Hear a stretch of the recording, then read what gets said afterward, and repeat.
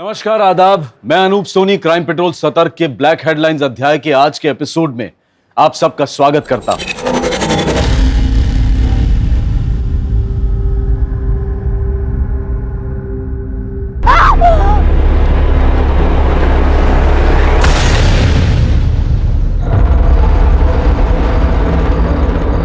तो सेठ लोगों, यो है आज की बोली जो 15,000 से शुरू हुए हैं।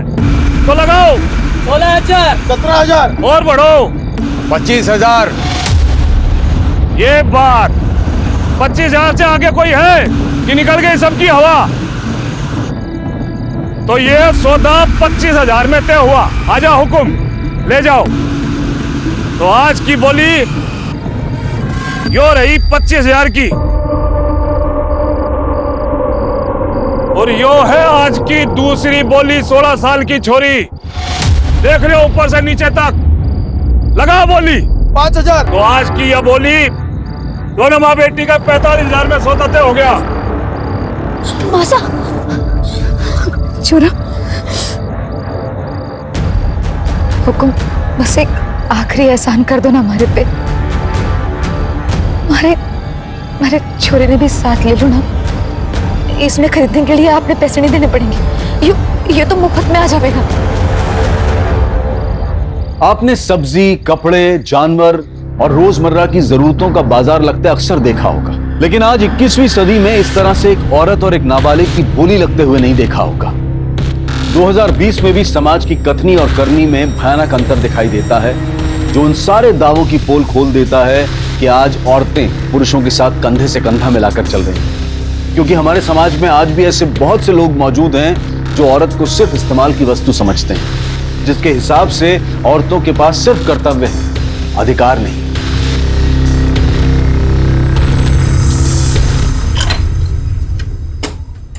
आ जाओ बेटा, आ जाओ। आओ, आओ। सामान वामान सब रख दो यहाँ पर, ठीक है? आज से तुम तीनों यही रहोगे। पर हुकुम, ये घर किसका है? अरे घर किसका वो छोड़ो ना, तुम लोग सब यहाँ सामान वामान रख दो। वैसे हुकुम, ये घर तो बहुत साफ सुथरा है, अच्छा है। काम का भी बता देते तो। आधार कार्ड है तेरे पास? हाँ है, पर आधार कार्ड क्यों? ला दी मुझे, दे। आ जा बेटा, बैठ।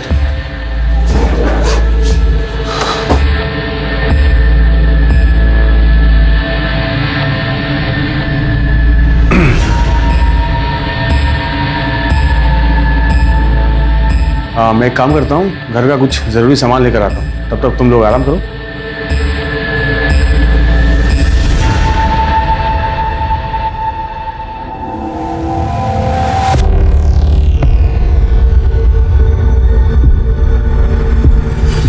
मासा, आपने आधार कार्ड देने की क्या जरूरत थी? बोल देते ना नहीं है। ये छोरी, हमारा दिमाग नहीं चला ना उस वक्त, उन्होंने मांगा, मैंने दे दिया। दिमाग ना चला मतलब? थारी इन्हीं हरकतों की वजह से आज हम यहाँ हैं। क्या जरूरत है आधार कार्ड देने की? तो छोरे, शांति रख। वहाँ कौन से मजे में थे? अरे ना काम था ना खाने को था। हम दोनों ने ना भूखा नहीं मारना चाहती थी, इसलिए यहाँ आने के लिए राजी हो गई। और तुम दोनों मने खामखा में सुना रहे हो। चलो कोई ना, सब ठीक हो जाएगा। कैसे ठीक होगा? अब तो तुमने आधार कार्ड भी दे दिया, अब तो मैं ऐसे भाग भी ना सकते।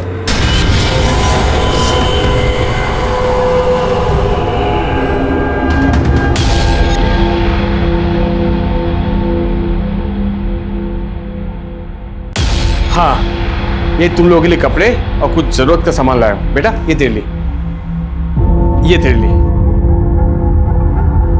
ये तेरे लिए, और मैं तुम लोग के लिए मोबाइल भी लाया हूं, तीनों के लिए, ठीक है?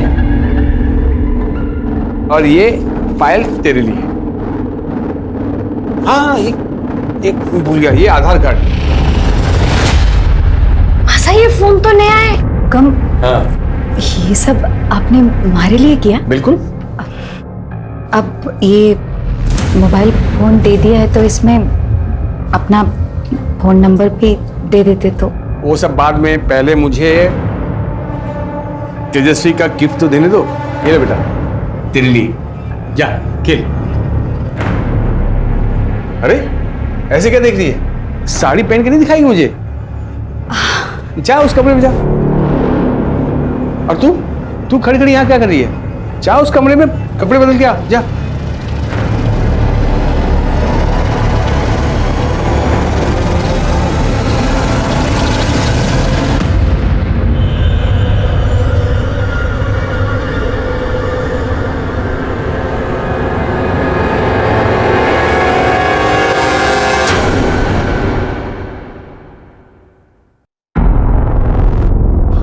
आप यहाँ क्या कर रहे हो?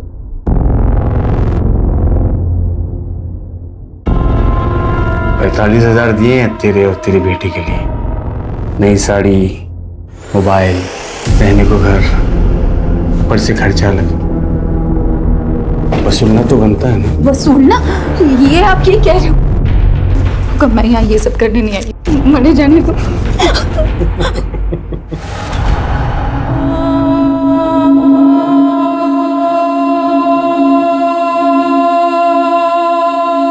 मासा, देखना कैसी लग रही हूँ।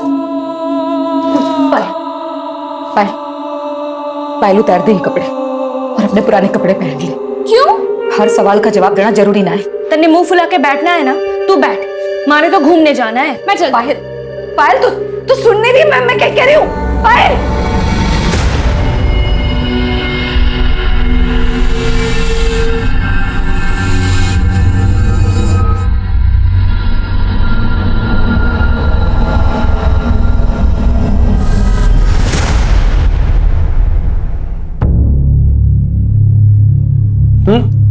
मेरा हो गया, मुझे मत दो।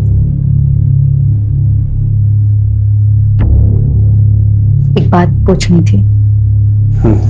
रोज रात में तो आप हमारे साथ तो रहते नहीं, तो फिर कहाँ जाते हो?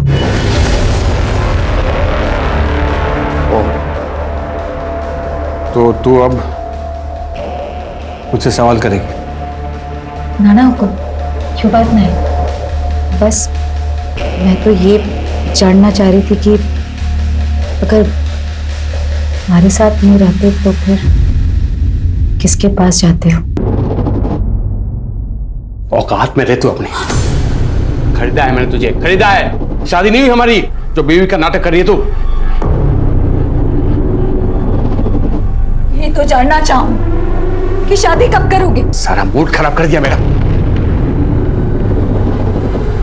मासा, कहाँ जा रहे हो? क्यों देखने कि शरीफ आदमी रोज रात में आखिर जाता कहाँ है।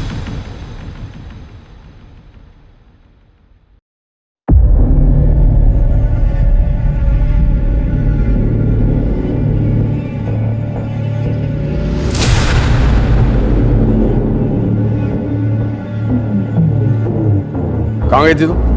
बाजार गई थी। ये लोग कौन है? चल अंदर जा, जा। हाँ, मगर ये है कौन? चल बताता हूँ, चल। चल।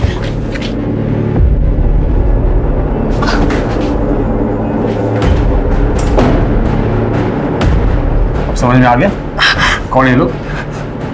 या डिटेल में समझाऊं? मासा चलो यहाँ से, चलो।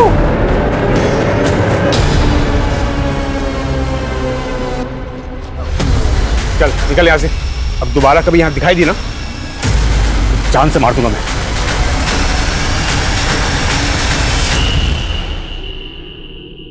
मिश्रा, मुझे पता लगा है पॉलिटिकल फंक्शन में तुमने फोर्स कम भेजी, ऐसा क्यों?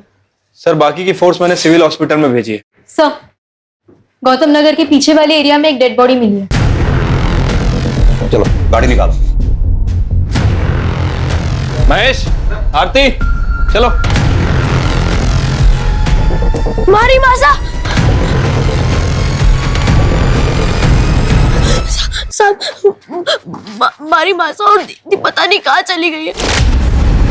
साहब उन्हें ढूंढना। घबराओ नहीं, आराम से बताओ क्या हुआ तुम्हारी मासा और दीदी को? हमारी मासा और दीदी 2 दिन पहले घर से निकले थे, अब तक वापस नहीं आए। घबराओ नहीं, हम ढूंढ लेंगे तुम्हारी मासा और दीदी को। दामिनी, बच्चे को पानी वानी पिला के इसे शांत करो, इसकी स्टेटमेंट ले लो। जाओ बेटा दीदी के साथ। मिश्रा चलो।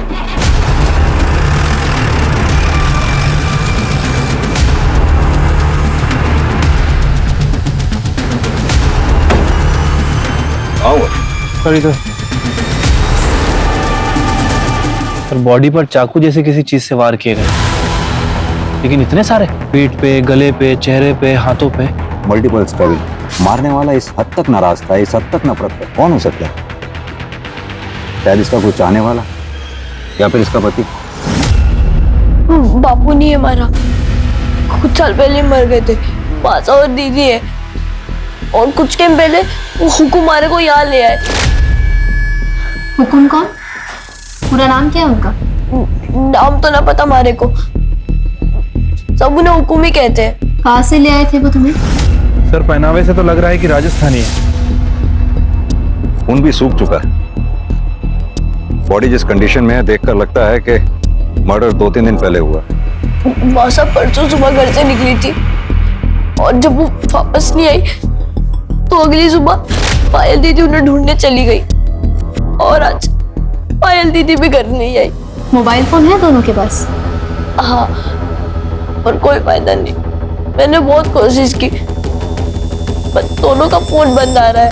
सर हमने आसपास अच्छे से चेक कर लिया, पर कहीं कोई मोबाइल, पर्स, आईडी या मर्डर वेपन वगैरह कुछ भी नहीं मिला। सर बॉडी पे जबरदस्ती के कोई निशान नहीं है, रेप नहीं हुआ है, बाकी रिपोर्ट आने पर ही पता चल पाएगा। मिश्रा, बॉडी की फोटोग्राफ लो और आसपास के थानों में सर्कुलेट करा दो, शायद इसकी मिसिंग कंप्लेंट दर्ज हुई हो कहीं। यो हमारी मासा है और यो पायल दीदी।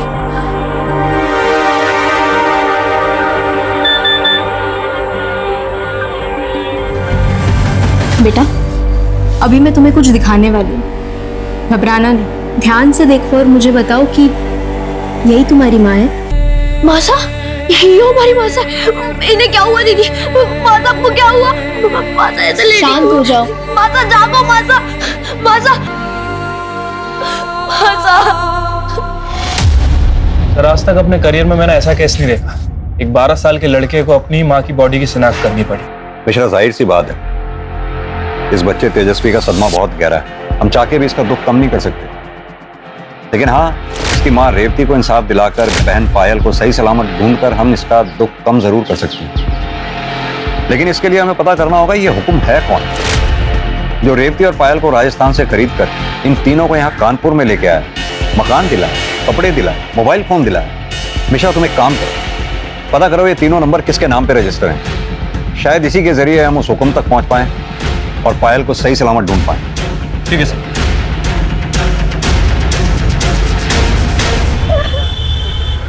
सर तेजस्वी ने हुकुम का ये स्केच बनवाया। महेश सर पता करो रेवती के घर के आसपास कहीं सीसीटीवी हो तो उसकी फुटेज चेक करो।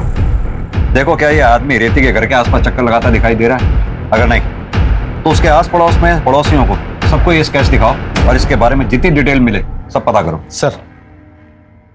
सर ऐसा भी हो सकता है कि रेवती का मर्डर इस हुकुम ने किया हो, क्योंकि सर तेजस्वी ने बताया था कि जब से रेवती गायब हुई है ये हुकुम भी उसके घर के आसपास नजर नहीं आया। ये रेवती की पोस्टमार्टम रिपोर्ट आई क्या? सर अभी सरकारी हॉस्पिटल में हड़ताल चल रही है, शाम तक खत्म हो जाएगी। सर कल तक पोस्टमार्टम रिपोर्ट आने की उम्मीद भी है। सर, रेवती, पायल और तेजस्वी तीनों के भी नंबर्स रेवती के नाम पर रजिस्टर्ड है। फोन और सिम कार्ड तीनों भी अलग अलग जगह से खरीदी गई हैं और एड्रेस प्रूफ में राजस्थान के एड्रेस का आधार कार्ड दिया गया है। इन तीनों के कॉल रिकॉर्ड्स में ये हुकुम का नंबर जरूर होगा जिसकी रेवती से बात होती होगी। सर, रेवती के कॉल रिकॉर्ड्स में तो बस 2 ही नंबर मिले हैं, एक पायल का और दूसरा तेजस्वी का। इन दोनों के अलावा तीसरा कोई नंबर नहीं है। ये पायल और तेजस्वी के कॉल रिकॉर्ड्स चेक किए? हो सकता है उनमें से कोई एक नंबर हुकुम का हो। यस सर, पायल के कॉल रिकॉर्ड्स में कुछ ऐसे नंबर्स मिले हैं, हम चेक कर रहे हैं कि वो नंबर्स किसके हैं। इतने नंबर्स में से एक नंबर तो हुकुम का जरूर होना चाहिए। एक काम करो, उस बच्चे तेजस्वी को लेकर आओ। Yes sir. बेटा तेजस्वी, आपको पुलिस स्टेशन में रहने में कोई दिक्कत तो नहीं हो रही ना? अगर कुछ प्रॉब्लम हो या कुछ चाहिए हो तो बता दें। साहब, पायल दीदी मिली? नहीं बेटा अभी तो नहीं, लेकिन जल्दी मिल जाएगी। तेजस्वी, हमने कुछ नंबर्स हाईलाइट किए। ये ब्लू कलर में जो नंबर हाईलाइट किए हैं जरा इन्हें देख के बताओ ये किसके नंबर है? पता नहीं साहब, पर ये शिव और लाखन के ही होंगे, क्योंकि हमारे से अलग दीदी इन दोनों से बातें करती थी। बेटा ये दोनों रहते कहाँ पर हैं? घर तो नहीं पता साहब, पर हमारे घर के आसपास ही देखा है मैंने इन्हें। इन्हें देखोगे तो पहचान लोगे? हाँ।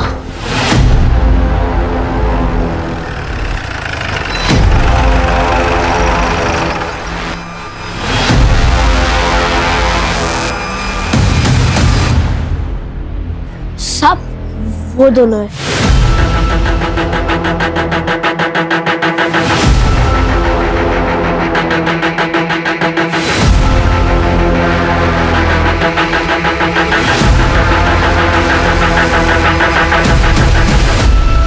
साहब हम और पायल दोस्त थे, वही हमको बताई थी कि उनके यहाँ जो एक आदमी आता था उसको ये सब हुक्म करके बुलाते थे।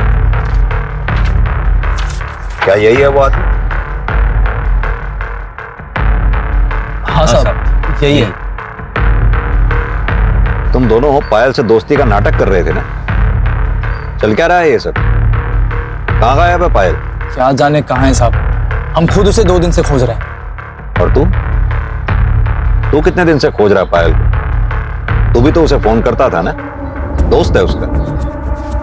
काहे की दोस्ती साहब, वो तो हमको घास भी नहीं डालती थी, सारा दिन फोन करते रहते थे मगर फोन नहीं उठाती थी। वो तो सब शिव को ही बढ़ावा देती थी, बस दोनों का बराबर चुम्मा चाटी चलता था साहब। हम भी समझ गए थे कि वो भी दुनिया के जैसी है, हम विकलांग को काहे चुनेंगे। टुकुर टुकुर का देख रहा है बे? तू तो सब जानता है ना, बताता काहे नहीं सबको? बच्चे से नहीं मुझसे बात कर। क्या कह रहा था? पायल तुझे घास नहीं डालती थी, इसीलिए तूने पायल को गायब कर दिया। हम कुछ नहीं किए साहब। साहब ये सही बोल रहा है, पिछले 1 महीने से हमारा प्यार था, फोन पे बातचीत, मैसेज खूब चल रहा था। ये देखिए साहब, वो खुद भी हमको मैसेज करती थी। क्या पायल ने तुम दोनों को ऐसा कुछ बताया था जो उसके गायब होने की कोई खास वजह बन सके? बताई तो नहीं थी साहब, पर हम खुद देखे थे उसके साथ जो हुआ था, तो वो भी उसके माँ के सामने। कब हुआ था ये? अब पायल के गायब होने के 1 दिन पहले। हम समझ गए थे उसके साथ जो कुछ हुआ है सबका उस पर बहुत बुरा असर हुआ होगा, इसलिए मुझसे मिलना चाह रहे थे, उसे थोड़ा सांत्वना देने के लिए। बेटा तेजस्वी, तुम्हें इस बारे में पता था? नहीं माँ साहब, दीदी ने मैंने कुछ ना कही। तो तुम दोनों ने उस आदमी का चेहरा नहीं देखा जिसने पायल का रेप किया था? नहीं साहब। अब तो हम सब कुछ बता दिए, जाएं क्या? नहीं, तुम दोनों तब तक नहीं जा सकते जब तक ये साबित ना हो जाए जो कहानी तुमने सुनाई है वो सच है, और पायल के गायब होने में तुम दोनों का कोई हाथ नहीं।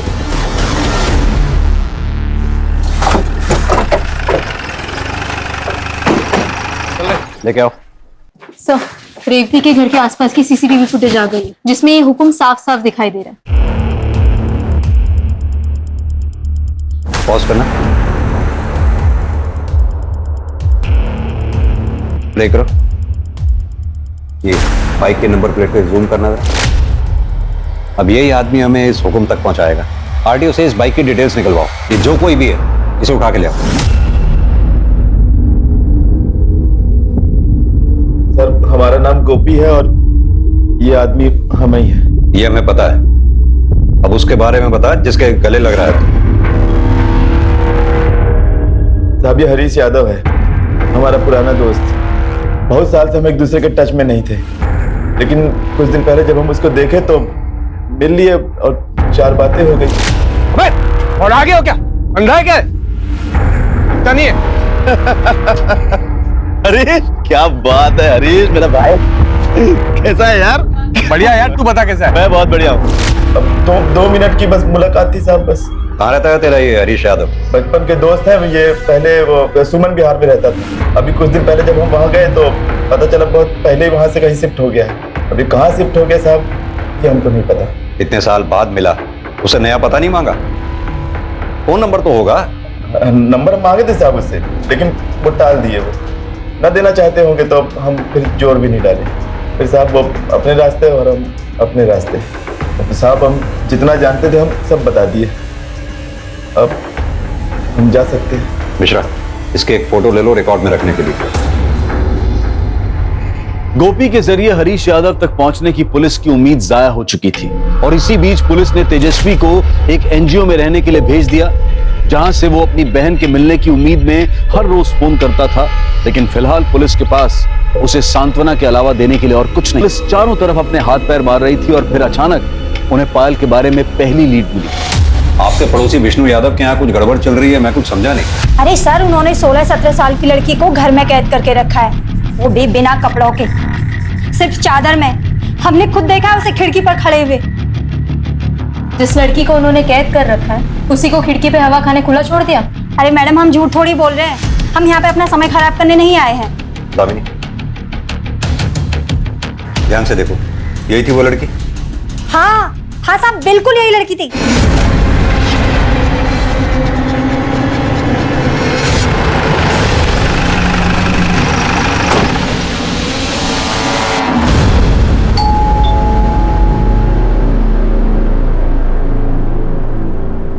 जी कहिए। साइड मिश्रा, घर का कोना कोना छान मारो।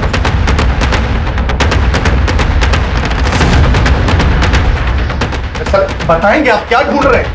आप हमें अपना काम करने दीजिए। पर हुआ क्या चाहिए आप लोगों को? सब पता चल जाएगा।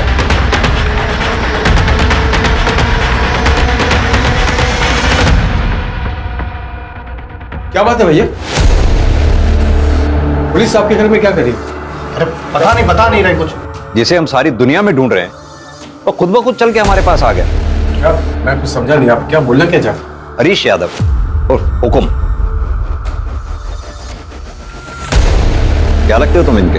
मैं इनका छोटा भाई हूँ, यहाँ पास 2 मकान छोड़ के मैं रहता हूँ। पर आप ये बताइए कि बात क्या है? अब पूछेंगे हम और बताएगा तू। तेरे लिए तो कई सवाल हैं हमारे पास। क्या? कैसे सवाल? जैसे कि पायल कहाँ है? यही थी ना? कहाँ छुपा रखा है उसको? पायल भला यहाँ पर क्या करने आएगी? और हम क्यों छुपाएंगे उसको? कुछ दिन पहले प्रताप नगर में किसी लड़के के साथ देखा था मैंने उसको। अब पता नहीं उसका अता पता क्या है, मुझे नहीं मालूम। अता पता सब मिल जाएगा। दामिनी, हरीश के घर की भी तलाशी लो। एक मिनट, ये चल क्या रहा है इंस्पेक्टर साहब, बताएंगे। अब यहाँ कुछ नहीं मिला तो इसे परेशान करेंगे आप? भैया 1 मिनट लेने दीजिए तलाशी इनको। जब वहां भी कुछ नहीं मिलेगा इनको तसल्ली होगी तब। वैसे भी हम कुछ कहेंगे इनको, हमारी बात सुनने नहीं वाले। क्यों नहीं सुनेंगे? तू अगर सच बोलेगा जरूर सुनेंगे। अब सीधी तरह से ये बता कि रेवती और पायल को राजस्थान से क्यों खरीद के लाया था? ये क्या बेहुदा मजाक कर रहे हैं आप सर? सर मैं एक लेबर कॉन्ट्रैक्टर हूँ भैया। आप बिल्डिंग के कॉन्ट्रैक्ट लेते हैं, हमारे यहाँ पर सारे राज्य के मजदूर आते हैं। रेवती भी आई थी कहीं से मजदूरी के लिए। ये पास वाली बिल्डिंग में हमारा काम चल रहा था, मंदी की वजह से उसे बंद करना पड़ा हमें। सर मेरी शराफत देखिए, रेवती दो बच्चे लेकर आई थी ना, उसे मैंने प्रताप नगर में घर दिया रहने के लिए, राशन भरवाया उसके लिए, सब कुछ किया। आप मुझ पर इल्जाम लगा रहे हैं।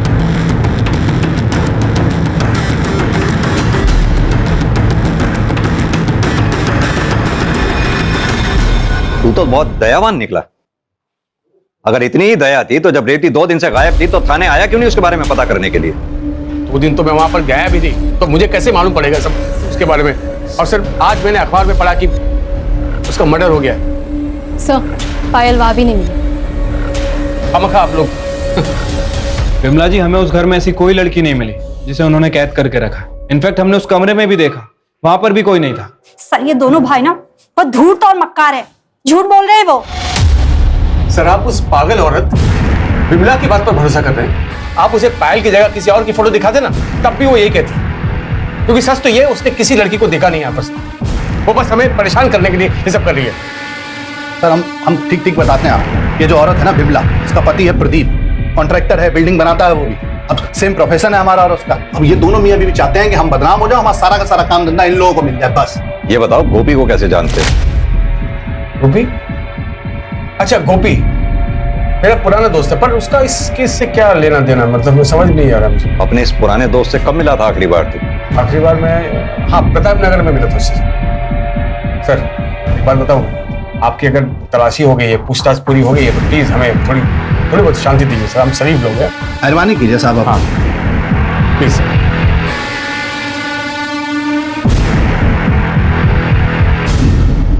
ये हरीश यादव का कच्चा चिट्ठा निकालो, कॉल रिकॉर्ड्स, मोबाइल रिकॉर्ड सब निकलवाओ।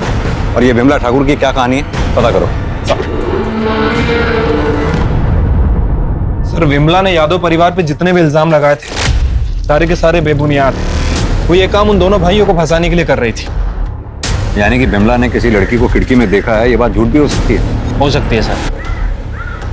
चाहे ये लड़की वाली बात झूठ भी हो, लेकिन फिर भी इन यादव भाइयों के बीच कुछ तो चल रहा है। मैंने नोटिस किया जब हम हरीश और विष्णु से बात कर रहे थे तो हरीश की बीवी बीना यादव कुछ घबराई हुई थी। ये पोस्टमार्टम रिपोर्ट अभी आई है नहीं? सर अभी तक हड़ताल कंटिन्यू चल रही है। वैसे मेरी डॉक्टर से बात हो गई है, उनका कहना है कि जैसे ही हड़ताल खत्म होगी वो हमें रिपोर्ट भेज देंगे। ये हरीश के कॉल रिकॉर्ड्स और मोबाइल लोकेशन रिकॉर्ड से कुछ पता चला कि मर्डर के समय वो कहाँ पर था? सर कुछ खास तो पता नहीं चला। सर अगर थोड़ी समय के लिए मान लेते हैं कि रेवती का मर्डर 26 फरवरी को, सर उस टाइम इनफैक्ट उसके एक दिन बाद 1 बजे तक हरीश के फोन की लोकेशन उसके घर की ही थी।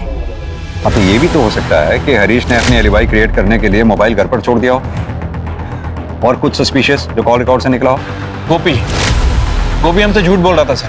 उसके पास हरीश का कॉन्टेक्ट नंबर नहीं था, लेकिन हरीश के कॉल रिकॉर्ड सच्ची कहानी बयान कर रहे। गोपी पिछले 1 महीने से हरीश से बात कर रहा था। उठा के लाओ इस गोपी को। सब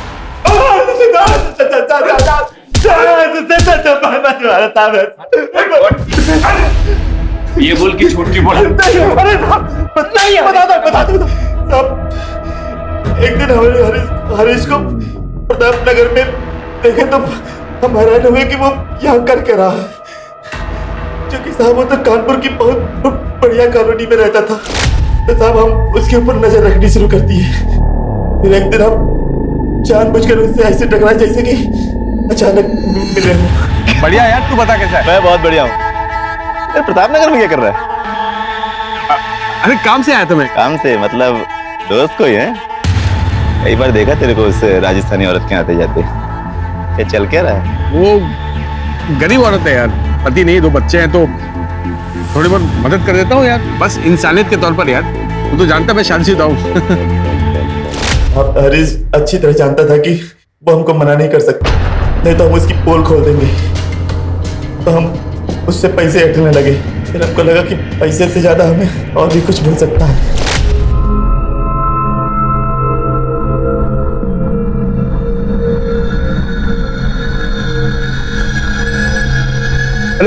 अरे ये रहन, तुम अपने कमरे में जाओ, ठीक है?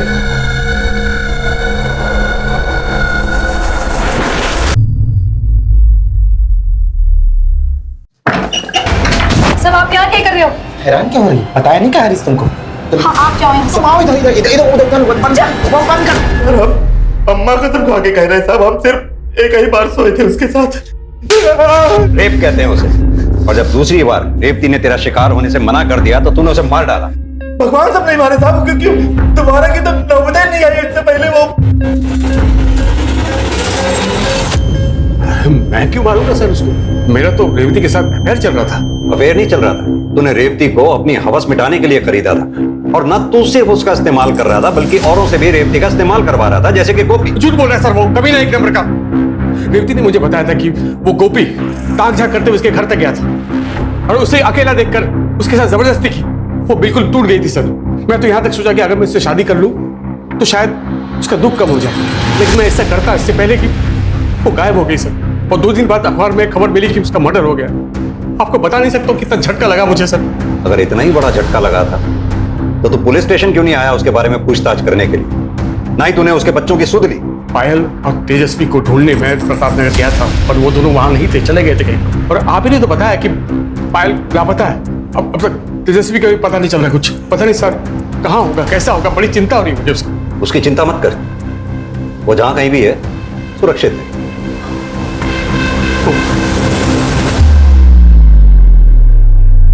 सर आपने इस हरीश को जाने क्यों दिया?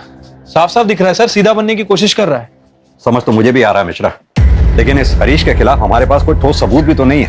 सर ऐसे तो सबूत शिव और लाखन के खिलाफ भी नहीं है। छोड़ दो उन्हें। लेकिन सर देखो मिश्रा, इन तीनों का कनेक्शन पायल से है, तो पायल जरूर इन तीनों में से ही किसी एक के पास होगी। ये जानने के लिए थोड़ा बहुत तो रिस्क लेना ही होगा। सर मुझे लगता है कि हमें यादव परिवार की औरतों से भी बात करना चाहिए, क्योंकि अगर ये विमला सच बोल रही है, मेरे ख्याल से इन औरतों को भी कुछ ना कुछ पता होगा। नहीं मिश्रा, मुझे नहीं लगता यादव परिवार की औरतें अपना मुंह खोलेंगी। मुझे तो वो भी विक्टिम ही नजर आती हैं।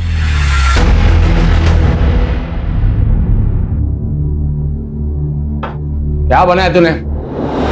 ना नमक है ना मिर्च, देख खाना नहीं बनता तुझसे। खुरकिया नहीं है, ये नीचे कर। और ये सर पर घूंघट क्यों दिए? हाँ, और गलती करना चाहती तू?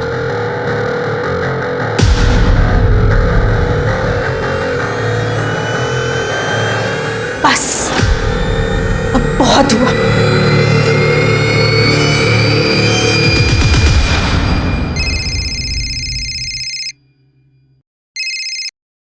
हाँ जी बोलिए। क्या? एक मिनट रुकिए। सर, एनजीओ से फोन है, तेजस्वी का कुछ पता नहीं चल रहा। उन्होंने आसपास बहुत ढूंढा, कहीं मिल नहीं रहा। व्हाट? तेजस्वी के नंबर पे कॉल करो।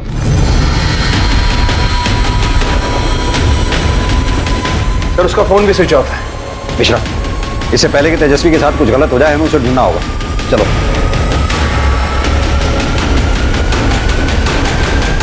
तेजस्वी,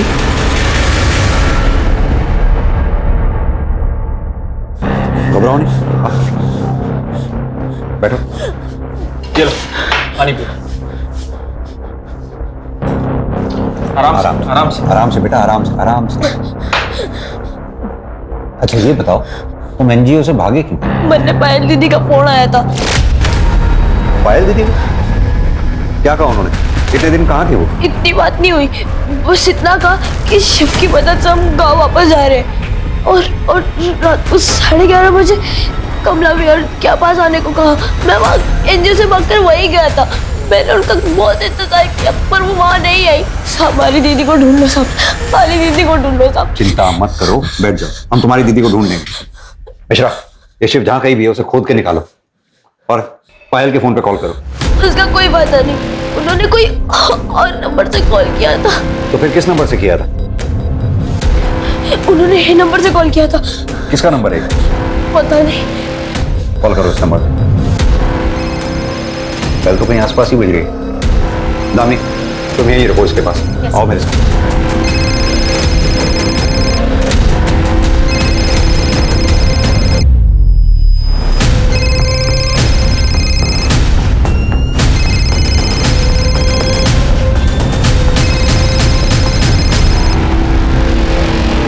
सर, 27 मई की शाम को पायल अपनी माँ रेवती को ढूंढने के लिए हमारे घर पर आई थी। फिर हरीश ने बोला कि वो उसकी माँ को ढूंढेंगे और फिर ये भी बोला कि जब तक उसकी माँ नहीं मिलती है पायल हमारे घर पर रह सकती है और अपने छोटे भाई को भी ला सकती है। मगर ये सब वो सिर्फ उसे बेवकूफ बनाने के लिए बोल रहा था। उसके बाद हरीश ने विष्णु के घर में ले जाकर पायल को कैद कर दिया। शुरू में मैं भी पायल से बहुत नाराज थी क्योंकि उसकी माँ रेवती की वजह से मेरी बसी बसाई गृहस्थी उजड़ रही थी। उस दिन जब वो खिड़की के सामने विमला से मदद मांगने के लिए गई थी तब मैंने ही उसे पीछे खींचकर खिड़की के सामने अपना गुस्सा निकालने गई थी। मगर उसकी हालत देखकर पायल के साथ जो कुछ भी हो रहा था वो सुनकर मेरी रूह कांप गई। फिर उसने मुझे ये भी बताया कि ये सब कब और कैसे शुरू हुआ। कौन? जिसने रेवती की आंखों के सामने पायल का रेप किया वो विष्णु था। अगर पायल विष्णु के घर पे थी तो हमें उस दिन क्यों नहीं मिली जिस दिन हम विष्णु के घर पे पायल को ढूंढने गए? क्योंकि सर हरीश ने आपकी गाड़ी को विष्णु के घर के सामने खड़े होते देख लिया था। इससे पहले कि आप घर के अंदर जाते वो पीछे के दरवाजे से घर के अंदर गया। काफी पहुंचे हुए हैं दोनों भाई। ये पायल अभी भी आपके घर में है? नहीं सर, मुझे पता था कि आज हरीश और विष्णु घर लेट आने वाले हैं, इसलिए मैंने पायल को भगाने का प्लान बनाया। उसे अपना फोन दिया और उसने अपने बॉयफ्रेंड शिव और अपने छोटे भाई को फोन करके ये बोला कि वो कमला बिहार मतलब मेरे घर के पास रात को आ रहे। उसके बाद क्या हुआ? 11:30 बजे वो घर से निकली और उसके जाते ही आधे घंटे बाद हरीश और विष्णु घर आ गए। जब उन्होंने देखा कि वो घर से भाग गई है तो वो दोनों उसे ढूंढने के लिए निकल गए। सर, अगर उन दोनों ने उसे ढूंढ लिया तो उसे जान से मार देंगे। सर प्लीज आप कुछ कीजिए सर, इससे पहले कि वो उन्हें ढूंढे आप प्लीज उसे बचा लीजिए। आप चिंता नहीं करो। मिश्रा चलो। सर, इंडस्ट्रियल एरिया के पास वाले जंगल में एक जवान लड़की की लाश मिली है। व्हाट?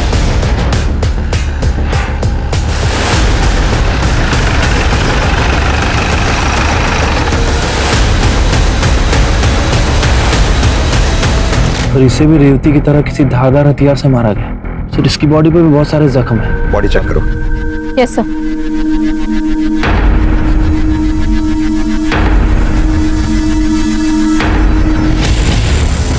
सर मर्डर के पहले रेप हुआ ये एग्जैक्टली नहीं कह सकते, पर रेप हुआ जरूर है क्योंकि शरीर और प्राइवेट पार्ट पे निशान है। मिश्रा, बॉडी को पोस्टमार्टम के लिए भिजवाओ और ये विष्णु और हरीश जहां कहीं भी हो उठा के ले आओ।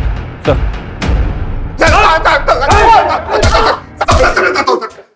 मैं सब सच बताता हूँ। पायल भाग गई थी, हम लोग डर गए थे। हम दोनों भाई बाहर जाकर पायल को ढूंढ रहे थे, बहुत ढूंढा सर, लेकिन वो नहीं मिली। तो थकार के हम लोग वापस आ गए थे। बोला था ना, झूठ मत बोलना।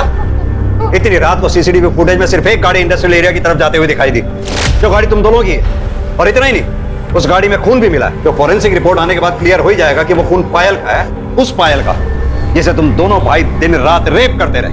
उसकी बॉडी, कपड़े, तुम्हारा डीएनए एक बार अगर मैच हो गया ना, तुम्हारा बाप भी सच बोलेगा। सर हमने रेप किया सर, लेकिन मारा नहीं सर। ये सच है सर। पायल उसकी माँ को ढूंढते हुए हमारे घर आई सर। हमने उसको अपने घर में कैद कर लिया सर। आगे बोल। उसका फोन छीन कर उसको ऑफ कर दिया ताकि वो बाहर वालों से कांटेक्ट में नहीं रह सके। एक गुनाह तो कबूल कर लिया तुम दोनों ने, अब मर्डर के बारे में भी सच बोल दो, वरना इसे देख रहे हो ना मिश्रा, खाल उधेड़ देगा तुम दोनों के। सर मैं सच बोल रहा हूँ सर। हमने बस उसका रेप किया सर, उसको मारा नहीं सर। को इतनी बुरी तरह से तोड़ो कि सारी गर्मी निकल जाए। दोनों भाइयों ने एक ही रट लगा रखी है सर, रेप किया लेकिन मर्डर नहीं। ये दोनों हमें गुमराह करने की कोशिश कर रहे हैं ताकि मर्डर के चार्जेस से बच जाए। लेकिन सवाल अब भी वही उठता है कि अगर ये दोनों सच बोल रहे हैं तो फिर रेवती का मर्डर किया किसने? पुलिस के सामने रेवती और उसकी बेटी पायल की हत्या की एक गुत्थी थी जो सुलझ नहीं पा रही थी। संदिग्धों की लंबी लिस्ट थी, लेकिन बिना किसी सबूतों के किसी एक को दोषी मानना बहुत मुश्किल हो रहा था। एक मुश्किल यह भी थी कि हड़ताल की वजह से पोस्टमार्टम रिपोर्ट नहीं आई थी जिससे जानकारी साफ हो पाती। इसलिए पुलिस ने यह तय किया कि अर्जेंट बेसिस पर पोस्टमार्टम के लिए दोनों बॉडीज को लखनऊ भेजा जाए। सर, पीएम रिपोर्ट आ गई। फाइनली आई गई? हाँ सर, पायल का जब मर्डर हुआ वो प्रेग्नेंट थी और सर दोनों के साथ गैंग रेप हुआ है। रिपोर्ट में साफ साफ मेंशन है सर, बॉडी पे जितने भी घाव हैं वो 2 से 3 इंच गहरे हैं। तब सर जिसने मर्डर किया उसके हाथों में ज्यादा जान नहीं थी, इसीलिए इतने गहरे घाव नहीं कर पाया। मौत घाव की वजह से नहीं, बल्कि बहुत ज्यादा खून बहने की वजह से हुई। इसीलिए पायल की बॉडी पर 50-60 वार किए गए। मिश्रा, ये काम हरीश, विष्णु या शिव का नहीं, किसी और का है। सर आपने उस दिन लाखन को नोटिस किया था, उसके हाथ बहुत कमजोर लग रहे थे। हाँ, लेकिन चलो अगर मान भी लिया जाए लाखन के पास पायल को मारने का मोटिव हो सकता है, लेकिन वो रेवती को क्यों मारेगा? जो हाथ सीधी तरह से चाय का गिलास नहीं पकड़ पा रहे थे, चाकू कैसे पकड़े? सर अगर लाखन नहीं है फिर ये मर्डर किसने किया? तो तुमने मारा रेवती और पायल को? क्यों मारा उन दोनों को?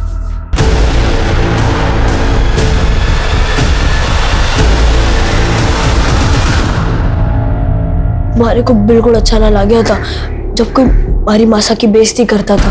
वो हुकुम 2 पैसे की औरत गई थी, उसने हमारी मासा को। मुझे तो उस दिन शिव और लाखन से पता चल रहा था कि दीदी के साथ भी जबरदस्ती हुई थी।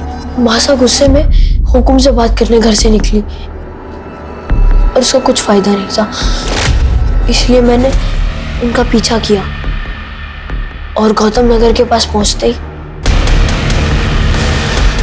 जब मासा घर ना लौटी तो पायल दीदी बहुत घबरा गई थी। वो घर से निकली और कही कि मासा को ढूंढने जा रही है, फिर वो भी वापस ना आई।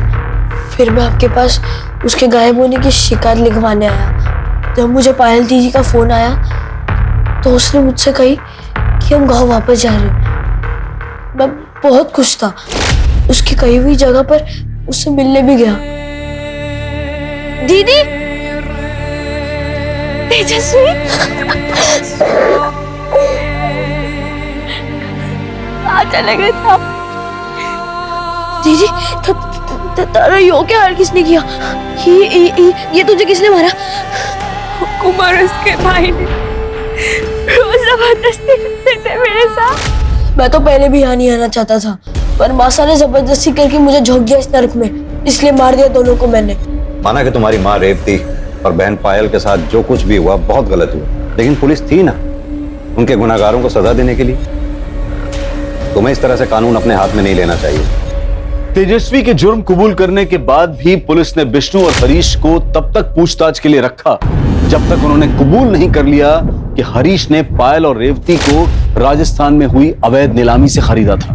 पायल किससे प्रेग्नेंट थी ये जानने के लिए विष्णु और हरीश का डीएनए पायल के फीटस से मैच करवाया गया, जो कि विष्णु से मैच हुआ और दोनों को पॉक्सो एक्ट के तहत कड़ी सजा सुनाई गई। तहकीकात में पता चला कि रेवती विधवा थी और उसके रिश्तेदारों ने उसे किसी बिचौलिए को बेचा था और उस बिचौलिए ने आगे उसे हरीश को बेचा। बेशक तेजस्वी की कच्ची उम्र अपराधी और निर्दोष में फर्क नहीं कर पाई, जिसके कारण उसने अपनी ही मां और बहन की हत्या कर दी। लेकिन उस मासूम की इस मनस्थिति के लिए वो सभी लोग जिम्मेदार हैं जिन्होंने उसे इस हाल में पहुंचाया। कोरोना वायरस से बचाव के लिए सरकार और प्रशासन ने कई कदम उठाए हैं। हम सबके लिए बहुत जरूरी है कि हम उनके दिए गए निर्देशों का सही तरह से पालन करें, अफवाहों पर विश्वास न करें, डर का माहौल न फैलने दें। हमें पूरा विश्वास है कि हम सब एक साथ मिलकर इस आपदा को जड़ से मिटाने में सफल रहेंगे। क्राइम पेट्रोल सतर्क के ब्लैक हेडलाइंस अध्याय के आज के एपिसोड में आप सबका स्वागत है। आज के केस में हम देखेंगे होली के दिन शुरू हुआ अपराध का ये खेल कैसे इंसानी रिश्तों को जज्बात के भंवर में उलझा देता है और एक के बाद एक कई जिंदगियां तबाह हो जाती हैं। गुलाल का रंग भी लाल होता है और खून का रंग भी लाल। गुलाल को जब हवा में उड़ा दिया जाता है तो जिंदगी खुशियों से भर जाती है, लेकिन वहीं जब खून बहता है तो जिंदगी हाथ से फिसल जाती है। होली है! होली है! होली है! होली है!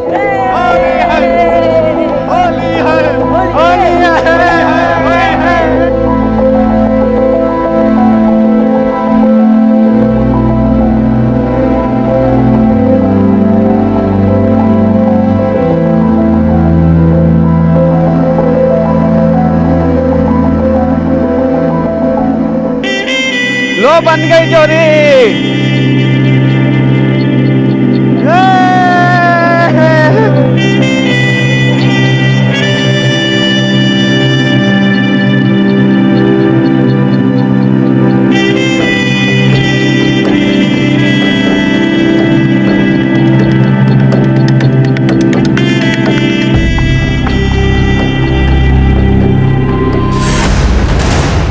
ये क्या किया तुमने?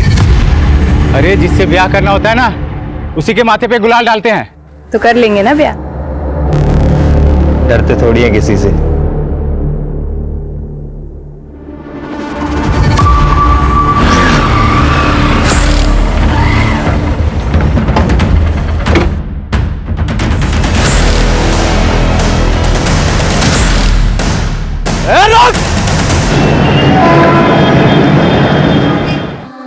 बेगम, होली मुबारक। आपको भी होली मुबारक। आप मेरे त्योहारों का भी कितना ख्याल रखते हो ना। देखो ना, मेरे लिए होली भी खेल रहे हो। तेरे लिए तो कुछ भी।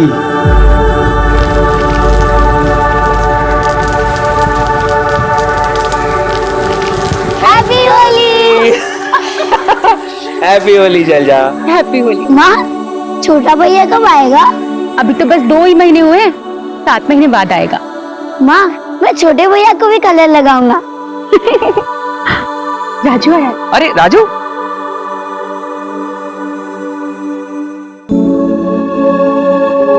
होली की शुभकामनाएं राजू, जीते रहो। होली की शुभकामनाएं साहब। हैप्पी होली राजू। हैप्पी होली सोनू। राजू, आपको भी होली की बहुत सारी शुभकामनाएं। तुम अभी भी स्कूल जा रहे हो या चाय के ठेले पे दिन भर काम करते हो? रोज स्कूल जाता हूँ साहब। आपने इतने अच्छे स्कूल में एडमिशन कराया, छुट्टी कैसे मार सकता हूँ? अरे मैं तो भूल ही गया, तुम्हारे इस महीने की फीस जमा करनी थी ना। मैं कल ही जाके देता हूँ, ठीक है? अब बातें हो गई हूँ तो चलो मिठाई खिलाती हूँ। चलो। मिठाइयाँ आ गई हैं इंजीनियर साहब। होली की बहुत बहुत शुभकामनाएं तुमको भी। हम सब ठेकेदारों की तरफ से। जरा मुंह मिठा के दीजिए। पकीजा जी, आप जानते हैं मैं सरकारी मुलाजिम, ये मैं ले नहीं सकता। साहब, आपकी सख्त रिपोर्ट की वजह से किसी भी ठेकेदार का बिल पास नहीं हो रहा है। हमारे बीवी बच्चे रास्ते पर आ जाएंगे साहब। देखिए मखीजा जी, काम सही कीजिए, रिपोर्ट अपने आप सही बन जाएगी। बस अपना आशीर्वाद हम पे बनाए रखना सर, वरना क्या वरना ना मजबूरन हमें कुछ करना पड़ेगा सर। ये देखिए,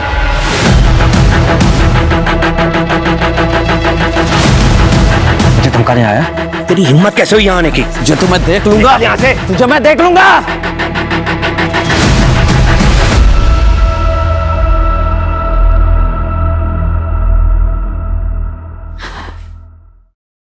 विनय,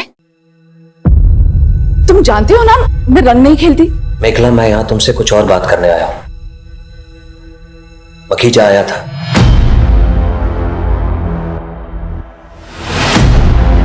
ओह नो, अगर वो पिक्चर्स बाहर आ गए तो ऑफिस में इंक्वायरी बैठ सकती है। मेरा सारा रेपुटेशन खराब हो जाएगा, यहाँ तक कि प्रमोशन भी रुक सकता है, और ऊपर से घर परिवार टूट जाएगा सवाल। विनय, हमें कुछ करना चाहिए। डोंट वरी, चाहे कुछ भी हो जाए तो मैं बदनाम नहीं होने दूंगा, और अगर जरूरत पड़ी तो तुम्हारे लिए किसी भी हद तक जा सकता हूं, कुछ भी कर सकता हूं, कुछ भी। रिलैक्स।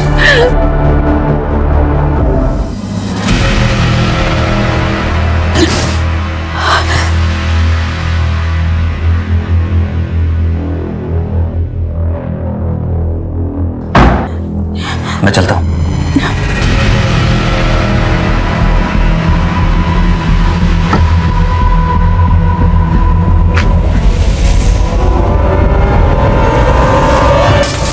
रानी, मेरी मॉम से दूर रहना, वरना सर फोड़ दूंगा। तू मेरी बहन को नजर उठा के देखेगा? हाँ, उसके माथे पे गुलाल भरेगा? रुक जा। अम्मा, ये हमारे रेवती पर गुलाल डाला है और कह रहा ना उससे ब्याह रचाएगा। संग्राम, संग्राम, ये उन लोगों की परंपरा है, और आज के दिन ना तुम अपने दिमाग को जरा ठंडा रखो। अरे आज खून से नहीं, रंगों से खेली जाती है, समझे? आप सब लोग अपने घर जाइए और खुशी से होली मनाइए।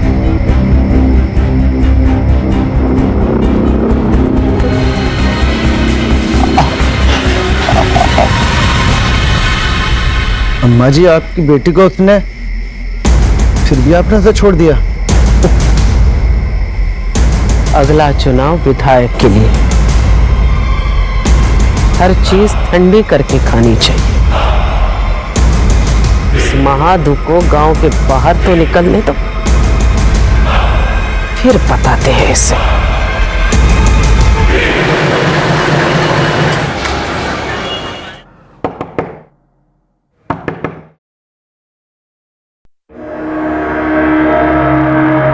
फाइल लागू जीजा जी। शैलजा दीदी कहाँ है?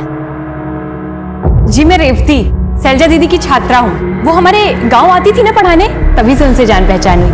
मैं उनकी फेवरेट स्टूडेंट थी। शैलजा जी आ रही हूँ। अरे रेवती, प्रणाम दीदी। खुश रहो। वो कॉलेज का फॉर्म भरने इंदौर आई, पर मुझे यहाँ का कुछ पता नहीं, इसीलिए आपके पास चली आई। वैसे दी, आप जो फोटो दिखाए थे, जीजा जी तो उससे भी ज्यादा खूबसूरत हैं। वो छोड़ो, ये बताओ कि तुम्हारे घर वालों ने तुम्हें अकेले कैसे आने दिया? 18 साल की हो गई हूँ, कहीं भी अकेले आ जा सकती हूँ। नहीं, मेरा पेट भर गया। अच्छे से खा लो, कॉलेज बहुत दूर है। अच्छा तुम जा कैसे रही हो? अरे मैं ऑफिस जाते समय कॉलेज छोड़ दूँ। ठीक है, चलो सोनू, तुम भी जल्दी से खाओ।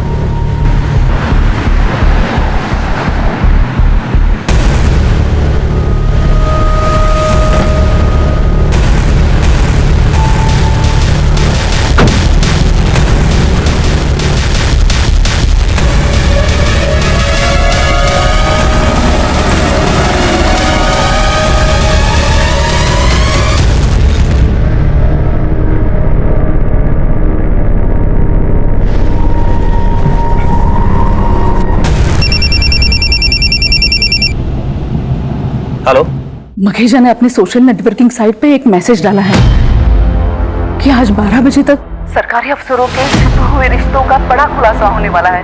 गॉड, ये खुलासा किसी और का नहीं निकला, हम दोनों का होने वाला है। ये पक्का हम दोनों के पिक्चर्स नेट पे अपलोड करने वाला है। कुछ करो विनय, नहीं तो। निकला, you don't worry, I will get him.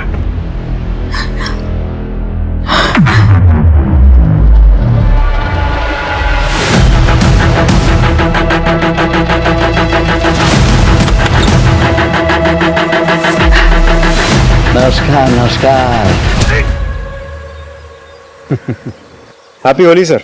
Holi मुबारक हो। सर हमारी होली तो सबकी होली खत्म होने के बाद ही होती है। I know. आप एक्सक्यूज मी। हेलो, क्या?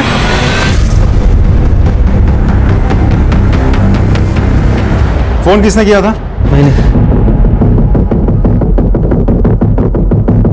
पूरा घर चेक करो, बॉडी का पंचनामा करके इसे पोस्टमार्टम के लिए भिजवाओ। सर विनय कुलश्रेष्ठ, एग्जीक्यूटिव इंजीनियर। होली के दिन विनय के साथ इनका झगड़ा हुआ था। विनय ने इनको धमकाया भी था। तेरी हिम्मत कैसे हुई यहाँ आने की?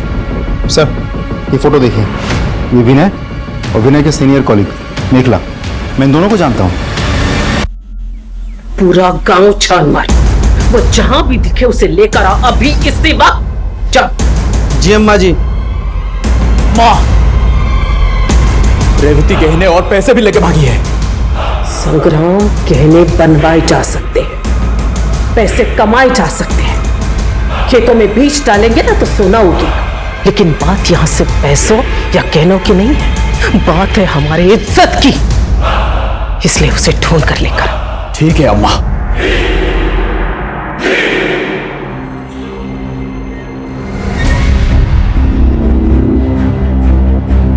अच्छा, वो पैसे और गहने लेके आई हो? मैं अपने और माँ दोनों के गहने और पैसे लेकर आई हूँ। ये देखो, ये और ये रहे गहने, ये देखो। लेकिन ना इतने सारे गहने यहाँ रखना ठीक नहीं होगा। मैं काम करता हूँ, ये सारे गहने बेच के ना पैसे लेके आता हूँ, फिर तुम्हारे नाम से बैंक में एक खाता खोलेंगे और सारे पैसे उसमें जमा कर देंगे।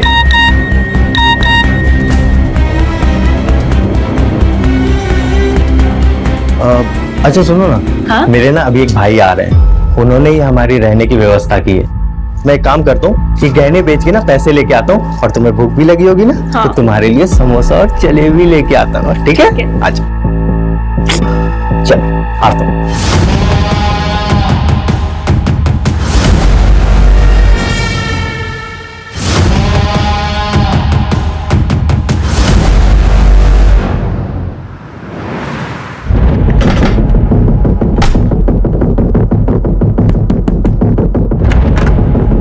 सर, आप विनय कहाँ है?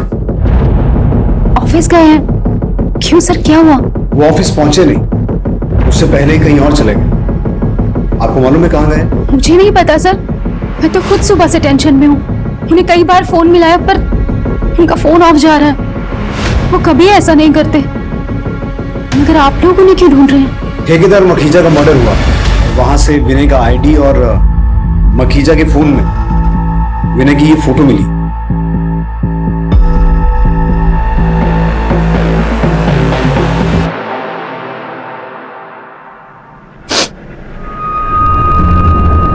मैंने कभी सपने में भी नहीं सोचा था कि विनय मुझे इस तरह धोखा देंगे।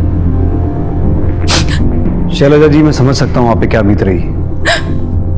विनय अगर घर वापस आते हैं या उनसे कोई कांटेक्ट होता है तो तुरंत हमें इन्फॉर्म कीजिए। जी।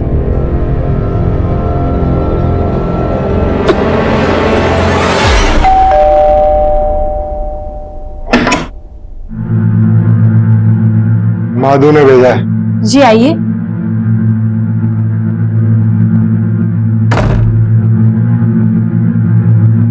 बैठिए।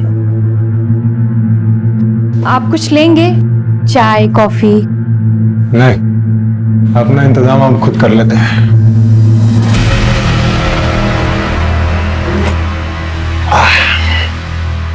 अरे तुम खड़ी क्यों? बैठो ना। ये क्या कर रहे हो? महादू आता ही होगा, उसी से बात करना। अरे माधु क्या आप कंचे खेलने आएगा? आओ। अरे मेरा हाथ छोड़ो, ये क्या कर रहे हो? शर्म नहीं आती अपनी होने वाली भाभी के साथ? अरे किसकी भाभी? तेरे वास्ते रोकड़ा पैसा दिया है माधु को। झूठ बोल रहे हो, ऐसा नहीं हो सकता।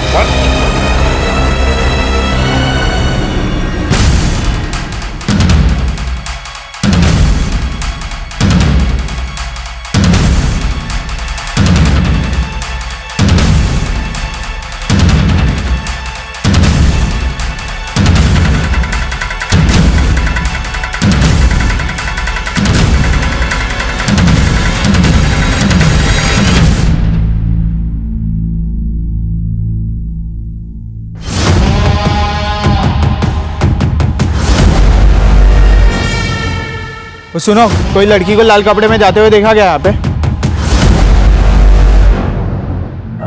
हाँ, अभी अभी एक लड़की ऑटो में बैठकर उस तरफ गई है।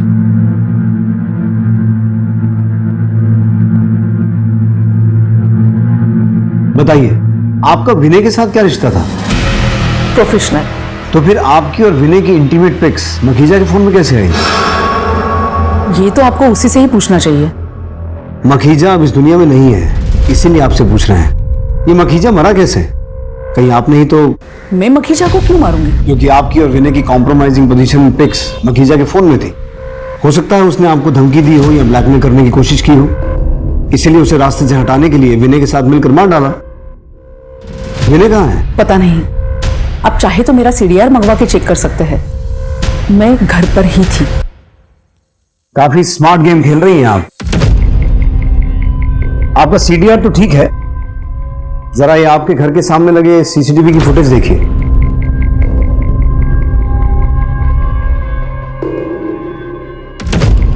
आपके बेटे रोनी की विनय के साथ क्या दुश्मनी थी? पता नहीं किसकी नजर लग गई मेरी बेटी की गृहस्थ जीवन में। ये सब कैसे हुआ बेटा? मुझे तो खुद कुछ समझ नहीं आ रहा। सुबह तो ये ऑफिस के लिए निकले थे और रेवती को कॉलेज छोड़ना था। रेवती कौन है? नानखेड़ा से आई थी माँ। नानखेड़ा?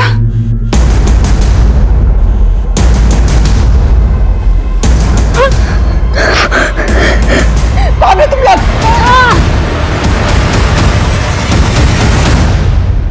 रोनी, विनय कहाँ है? हाउडानो सर। तुमने उसकी कार की हेडलाइट तोड़ी थी, उसे धमकाया भी था। किस लिए? वो हमारा कुछ पर्सनल प्रॉब्लम था। तो उस पर्सनल प्रॉब्लम को खत्म करने के लिए विनय के साथ कुछ किया नहीं ना? नहीं सर।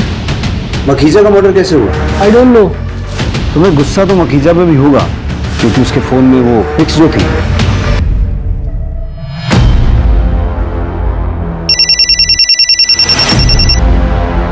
हेलो, मेरे बच्ची को उठा के ले गए साहब।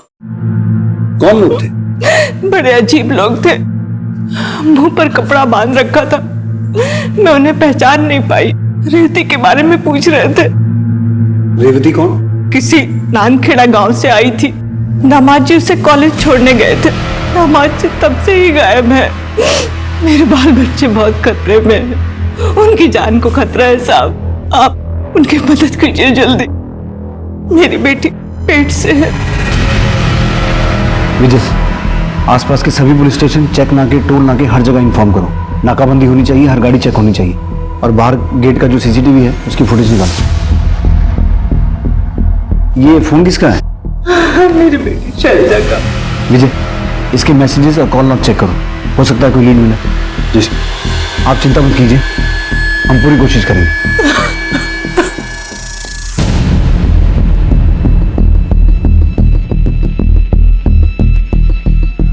पहले मखीजा का मर्डर हुआ, फिर विनय गायब हुआ, और अब विनय के बीवी और बेटा। तो ये सब विनय का किया धरा तो नहीं है?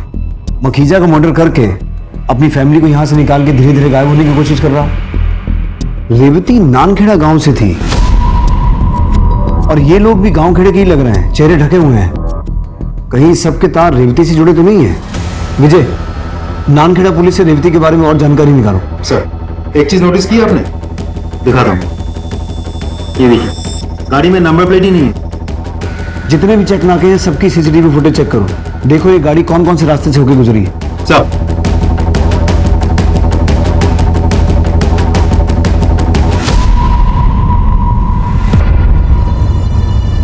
अम्मा जी प्रणाम। वो इंदौर पुलिस ने हमें पूछताछ करने के लिए कहा कि आपकी बेटी रेवती कैसी है और कहाँ है। रेवती,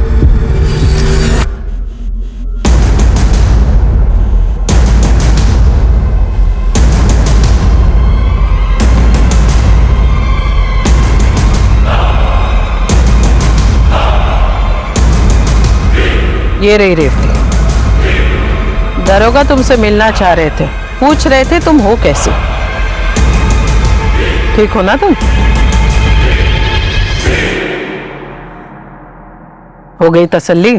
जी अम्मा जी, हो सकता है इंदौर पुलिस वालों को कोई गलतफहमी हो गई है। ठीक है, चलता हूँ। प्रणाम।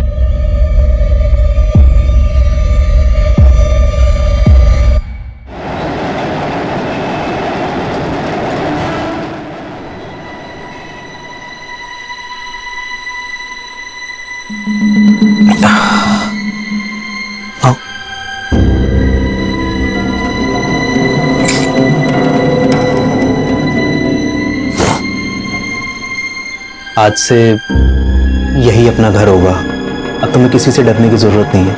इसे ही हम अपना आशियाना बनाएंगे। लेकिन मुझे यहाँ के लिए कुछ सामान खरीदना होगा। तुम उसकी टेंशन मत लो। मेरा पार्टनर है बिलाल, उसकी बीवी है बिल्लो भाभी, वो तुम्हारी खरीदारी में मदद कर देंगी।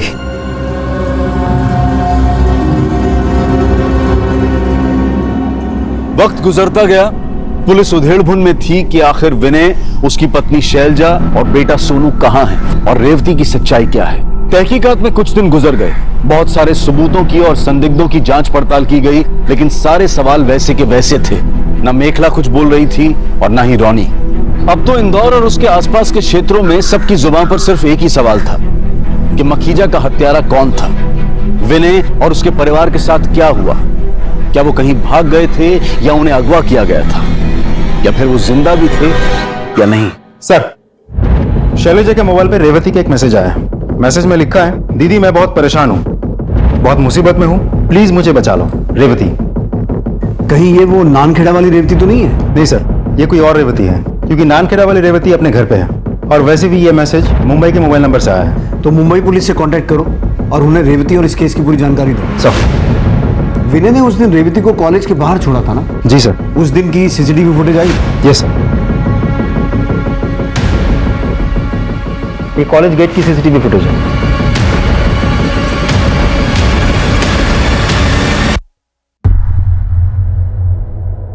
ये तो कॉलेज के अंदर गई ही नहीं, ऑटो में बैठ के चली गई। और जो आदमी ऑटो में बैठा है वो कौन है? इस ऑटो का नंबर नोट करो और ऑटो वाले को ढूंढ के निकालो। सर। हाँ सर, इस लड़की को मैंने नए बाजार में छोड़ा था। ऑटो में बैठा ये लड़का कौन था? सर, बातों से तो लग रहा था इसका दोस्त था। विजय, इस फुटेज से रेवती की एक फोटो लो। सर।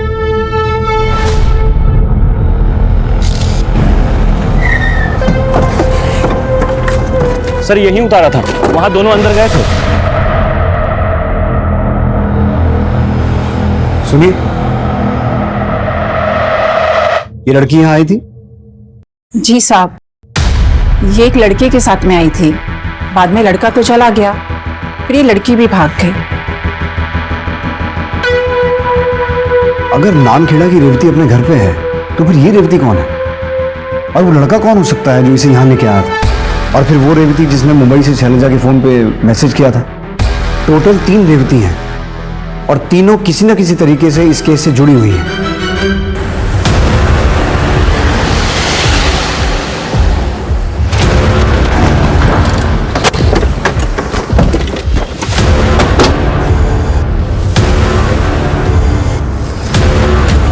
आसपास चेक करो, देखो शायद कोई क्लू मिले। Sir. Lucky Tailor. Sir, shirt पे लकी टेलर का लोगो है।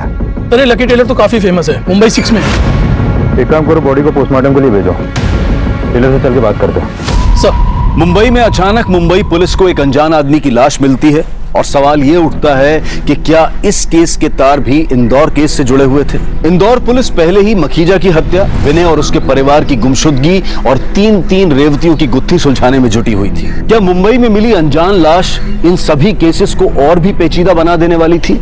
या फिर अभी एक ऐसा सच सामने आने वाला था जो इन सभी समीकरणों को बदल देने वाला था?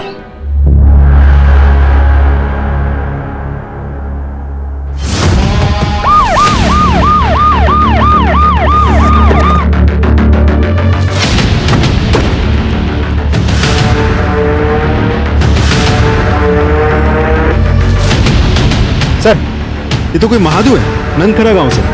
नंदखेड़ा गांव से तो रेवती भी है। विजय, इसकी एक फोटो लो और बॉडी को पोस्टमार्टम के लिए भेजो। सर। हाँ सर, यही लड़का था सीसीटीवी वाली लड़की के साथ। हाँ सर, यही लड़का था जो रेवती के साथ आया था। विजय, नानखेड़ा के पुलिस स्टेशन को इन्फॉर्म करो, हम महादू के घर पूछताछ के लिए आ रहे हैं। सर।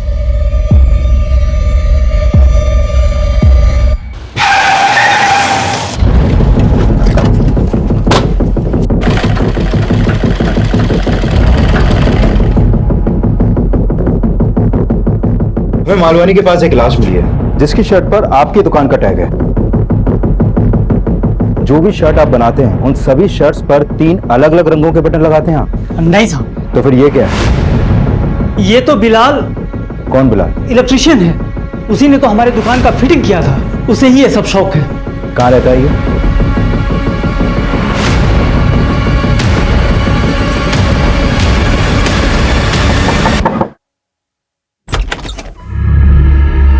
ये बिलाल का घर है? जी साहब, लेकिन 2 दिन से वो घर नहीं आया। मैं पुलिस स्टेशन आने वाली थी। क्या हुआ साहब? हमें एक डेड बॉडी मिली है और बॉडी अभी पोस्टमार्टम के लिए गई है। यह है बॉडी का फोटो। बिलाल, ये क्या हो गया? संभालिए अपने आप को। देखिए, हम आपको दुख समझते हैं लेकिन तहकीकात तो करनी होगी। अच्छा, एक बात बताइए, बिलाल की किसी से कोई दुश्मनी थी? मतलब किसी से कोई झगड़ा कभी? नहीं साहब, अपने काम से काम रखता था। ये बिलाल काम क्या करता था? उसका कोई दोस्त था जो उसके ज्यादा करीब हो? हाँ साहब, वो पिछली गली में शाम रहता है ना, उसके साथ काम करता था।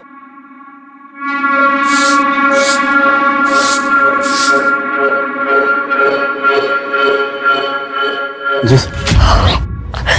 हाँ साहब, ये हमारा बेटा महादू है। इसकी गलत हरकतों के कारण मैंने इसे घर से निकाल दिया था साहब। क्यों? ऐसा क्या हुआ? कोई काम धाम ही नहीं करता था, बस ताली पी के पड़ा रहता था साहब। आपको क्या लगता है उसके साथ किसी की कोई दुश्मनी थी, लड़ाई झगड़ा?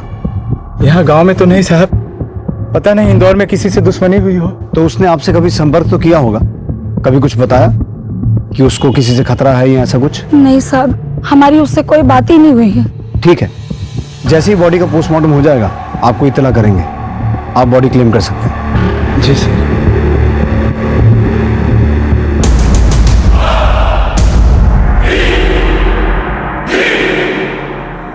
मुझे कुछ तो गड़बड़ लग रही है। अजय, इनके घर पर नजर रखना और गांव में महादू के बारे में और पता करो।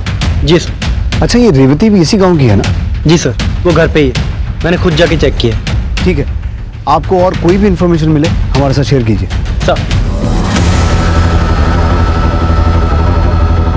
यही घर है साहब, वो शाम का यही घर है। यहाँ तो ताला लगा हुआ है। थोड़ा सा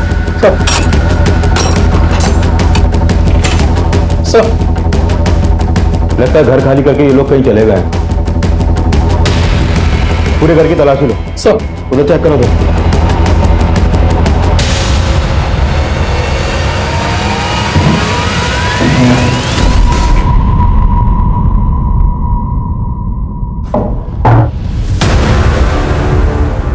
माने सर, ये खून के धब्बे लग रहे हैं मुझे। फोरेंसिक टीम को बुलाओ और ये ब्लड पार्टिकल बिलाल की डेड बॉडी से मैच करके देखो।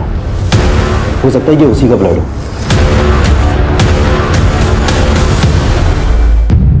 दाल में कुछ काला तो है।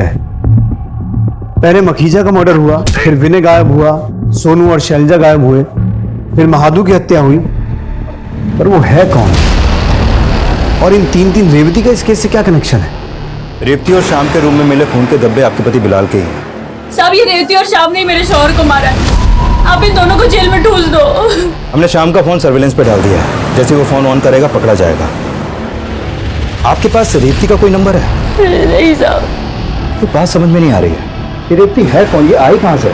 और इसका इंदौर की शैलजा से क्या रिश्ता है? एक मिनट।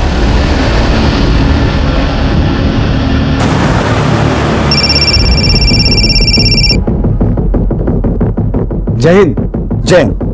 मैंने आपको यह बताने के लिए कॉल किया है कि रेवती ने जिस नंबर से शैलजा को मदद मांगने के लिए मैसेज भेजा था, वो नंबर एक्चुअली मुंबई के बिलाल का है, लेकिन अभी उसका मर्डर हो चुका है।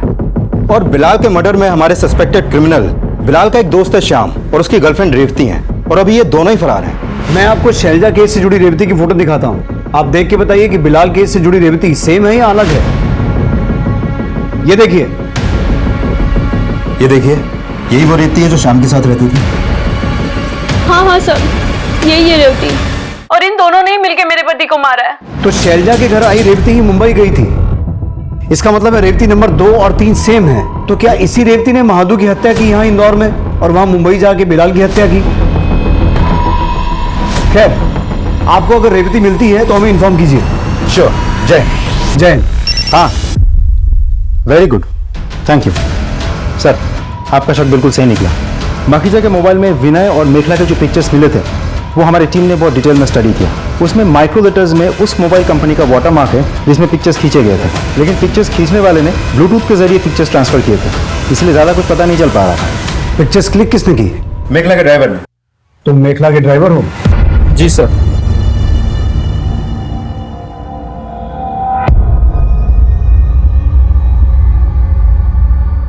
ये फोटो तूने क्यों क्लिक की?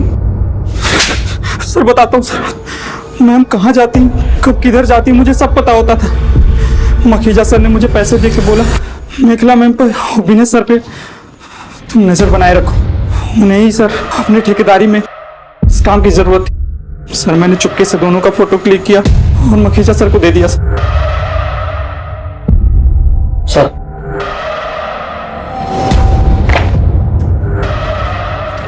सर इसके कॉल डिटेल्स आ गए। जिस वक्त मखीजा का मर्डर हुआ था तो उसके घर के आसपास क्या कर रहा था? कहीं तूने ही तो मखीजा का मर्डर नहीं किया? नहीं साहब, मैं तो मेखला मैम को लेके गया था। लेकिन सर मखीजा के मर्डर के समय मेखला का फोन तो उनके घर पे था। मेखला का फोन घर पे था, मेखला घर पे नहीं थी। कहाँ गई थी आप? मैं अपने घर पर ही थी। आपके ड्राइवर ने बयान दिया है कि उस दिन वो आपको मखीजा के घर लेके गया था। मेखला जी, आपके घर से लेकर मखीजा के घर तक जितने भी सीसीटीवी कैमरा हैं, हमने सबकी फुटेज मंगवाई है।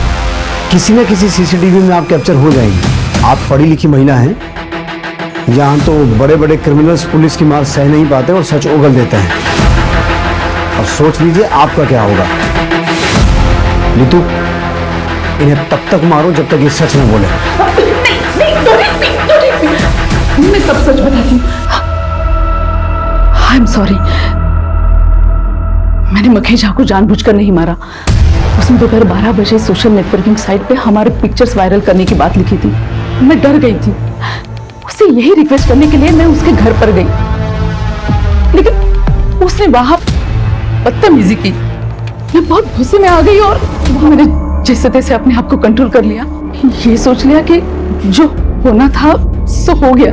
मुझे एक आइडिया आया, अगर इस मर्डर का ब्लेम विनय पे आता है तो उसकी वाइफ को हमारे रिश्तों के बारे में पता चलता और वो उसे छोड़ देती, फिर मैं विनय के साथ शादी कर पाती।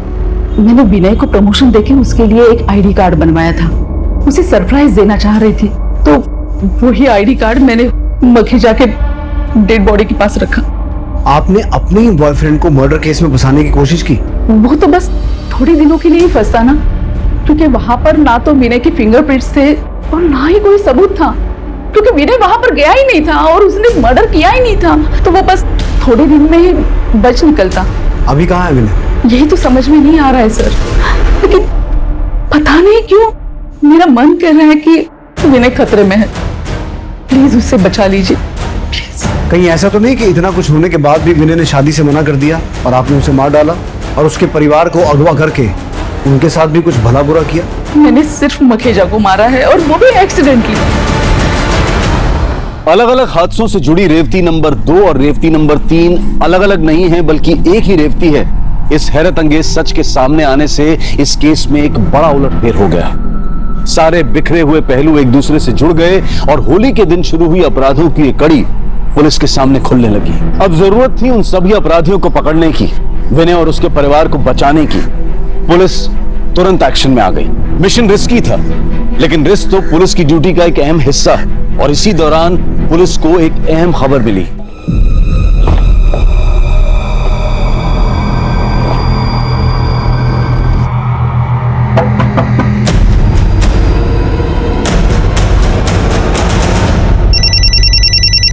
जय हिंद। बोलिए। जय हिंद।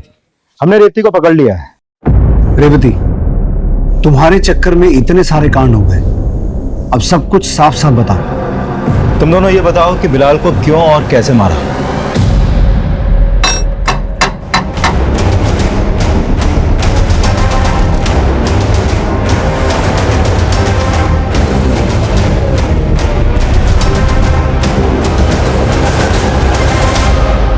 हमने बिलाल को मार के उसकी बॉडी झाड़ियों में फेंक दी। तुम नामखेड़ा के महादू के साथ यहाँ इंदौर में क्या कर रही थी और शैलजा के घर कैसे पहुंची? सर, मैं नानखेड़ा की सरपंच अम्मा जी की बेटी हूँ। क्या? जी।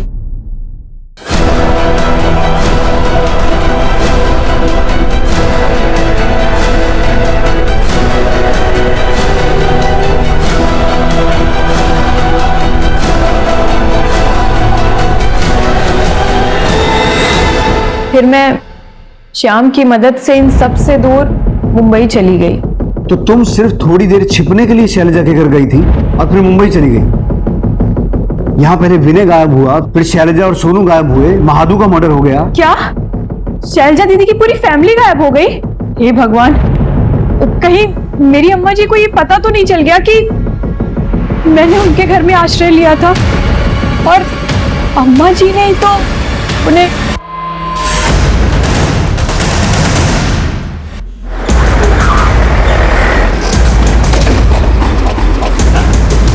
चल बाहर निकल। अरे कौन है तुम? चल बाहर। रेवती कहाँ? उसे तो मैंने कॉलेज के गेट पे छोड़ दिया था। मुझे कैसे पता होगा कि वो कहाँ?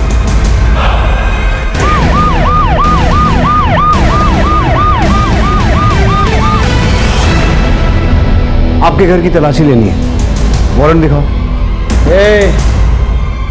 ये आज की सरपंच और आने वाले कल की विधायक जी का घर है।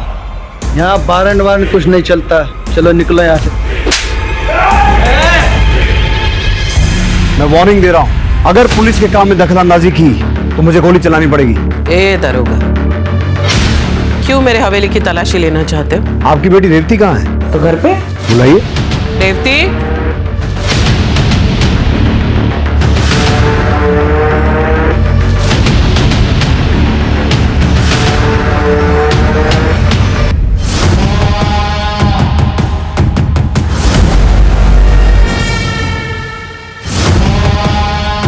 ये है ना आपकी बेटी रेवती। अब समझिए आप कि आपके घर की तलाशी क्यों लेनी थी। तलाशी लो पूरे घर की। सर,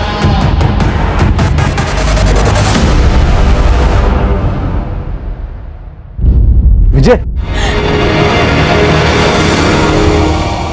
अब बताएंगी महादू को कैसे मारा? मुझे नहीं मालूम। नीतू, सबके सामने मारो इसे। सब मैंने मारा।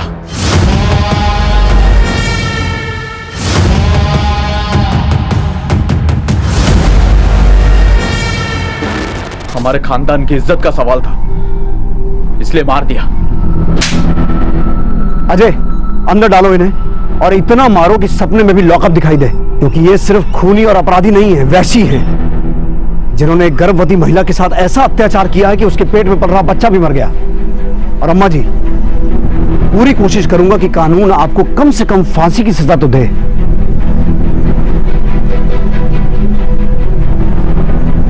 आप सब भी जाइए यहां से। देखा रेवती, तुम्हारे एक झूठ में कैसा खेल रच लिया। मैं मानता हूं तुम्हारे साथ भी बहुत कुछ गलत हुआ है, लेकिन तुम्हारे उस एक झूठ में कई जिंदगियों का सच बदल दिया। विजय, इसे भी ले चलो। पुलिस ने पुख्ता सबूतों और गवाहों के साथ अपराधियों को कोर्ट में पेश किया और उन्हें सजा दी गई। लेकिन ये कहानी यही खत्म नहीं होती है। अम्मा जी और संग्राम ने अपने खानदान की इज्जत बचाने के नाम पर जो अपराध किए, उसका समर्थन करने वाले बहुत से लोग इस समाज में मौजूद हैं, जो आज भी ये नहीं मानते हैं कि जन्म और जात पात का भेदभाव करना गलत है। हम सब इंसान ही हैं, और जिस दिन हम किसी भी इंसान को उसके जन्म से नहीं बल्कि उसके कर्मों से जज करना शुरू करेंगे, तो शायद उसी दिन से बहुत सारे अपराध अपनी जड़ से ही मिट जाएंगे। दोस्तों, कोरोना वायरस से बचाव के लिए सरकार और प्रशासन ने कई कदम उठाए हैं। ये बहुत जरूरी है कि हम उनके द्वारा दिए गए निर्देशों का सही तरीके से पालन करें, अफवाहों पर विश्वास ना करें और डर का माहौल ना बनने दें। हमें पूरा विश्वास है कि हम बहुत जल्द एक साथ मिलकर इस आपदा को जड़ से मिटाने में सफल रहेंगे। अब मैं अनूप सोनी आपसे विदा लेता हूं। फिर मुलाकात होगी क्राइम पेट्रोल सतर्क के ब्लैक हेडलाइंस अध्याय में एक और नए केस के साथ। और याद रखें, क्राइम और आपके बीच में सिर्फ इतना फर्क है कि आप कितने सतर्क हैं। सतर्क रहें, सुरक्षित रहें। जय हिंद। इस तरह के और भी एपिसोड देखने के लिए हमारे चैनल को सब्सक्राइब करें और बेल आइकन दबाना ना भूलें।